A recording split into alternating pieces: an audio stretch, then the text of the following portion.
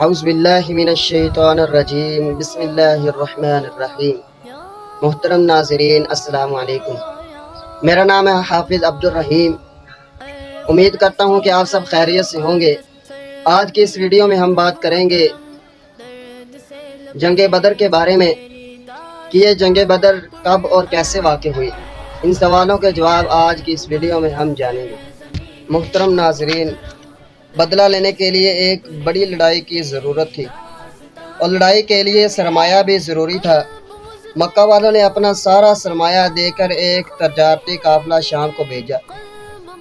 پہلے واقعہ کے 2 اڑائی ماہ بعد رمضان المبارک سن 2 ہجری میں یہ قافلہ لوٹ کر آ رہا تھا۔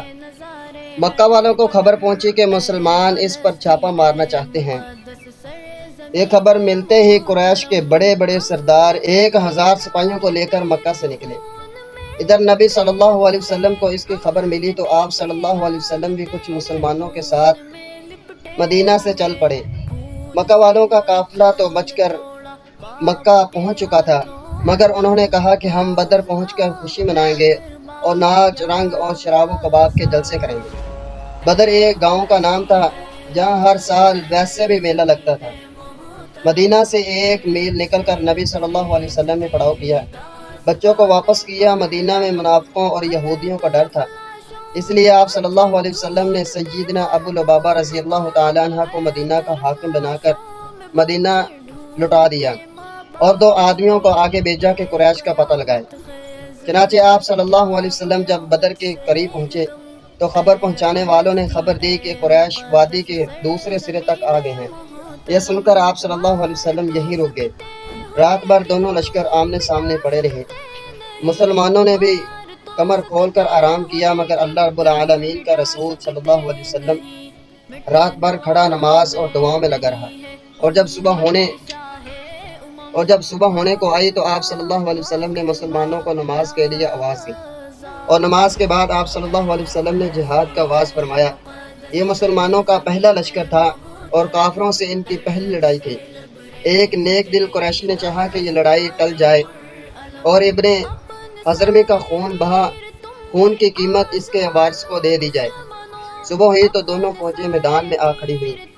ایک طرف 1000 کا دل بادل جو لوہے میں غرق تھا اور دوسری طرف 313 مسلمان تھے جن کے پاس پورے ہتھیار بھی نہ تھے، لیکن حق کا زور ان کی بازوں میں تھا اور دین کا جوش ان کے سینوں میں امڑ رہا تھا۔ اللہ رب العالمین کے رسول صلی اللہ علیہ وسلم لڑائی کے میدان سے ذرا ہٹ کر ایک چھپر کے سائے میں اللہ رب العالمین کے حضور سر جھکائے فتح کی دعائیں مانگ رہے تھے اور عرض کر رہے تھے کہ اے الہی، اگر آج یہ تیرے مٹھی بھر پہنچنے والے مٹ گئے تو پھر زمین پر تیری پرستش نہ ہوگی۔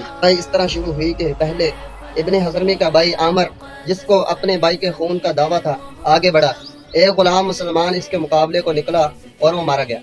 اس کے بعد عتبہ جو قریش کے لشکر کا سردار تھا بڑی شان سے نکلا، اس کے ساتھ ولید اور شعبہ بھی آگے بڑھے۔ ادھر مسلمانوں کی طرف سے بھی مدینہ کے 3 انصاری مقابلہ کے لیے نکلے۔ عتبہ نے ان کا نام اور نسب پوچھا اور جب معلوم ہوا یہ مدینہ والے ہیں تو پکارا کہ اے محمد صلی اللہ علیہ وسلم، یہ لوگ ہمارے جوڑ کے نہیں۔ چنانچہ نبی صلی اللہ علیہ وسلم کے فرمانے سے یہ انصاری ہٹ گئے اور سیدنا حمزہ رضی اللہ تعالی عنہ، سیدنا علی المرتضی رضی اللہ تعالی عنہ اور سیدنا عبیدہ رضی اللہ تعالی عنہ میدان میں آئے۔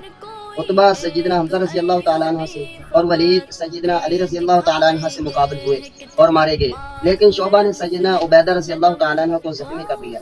یہ دیکھ کر سیدنا علی رضی اللہ تعالی عنہ آگے بڑھے اور شعبہ کا کام تمام کر دیا۔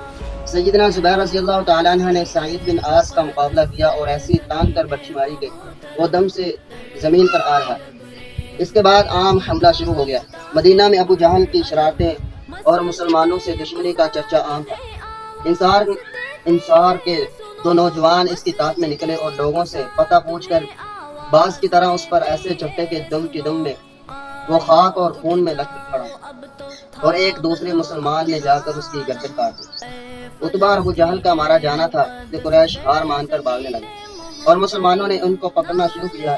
قریش کے 70 آدمی جو مکہ کے بڑے بڑے رئیس سے مارے گئے اور اتنے ہی آدمی گرفتار ہوئے اور مسلمانوں میں سے صرف 14 بہادروں نے جام شہادت پائی۔ اللہ رب العالمین کی عجیب قدرت ہے کہ 313 آدمیوں نے جو ہتھیاروں سے بھی پوری طرح مسلح نہیں تھے، انہوں نے 1000 کی فوج کو شکست دی۔ یہ سچ جھوٹ، اندھیرے اور اجالے کی لڑائی تھی، جس میں سچ کی جیت ہوئی اور جھوٹ کی ہار۔ اندھیرا چھٹ گیا اور اجالا چھا گیا۔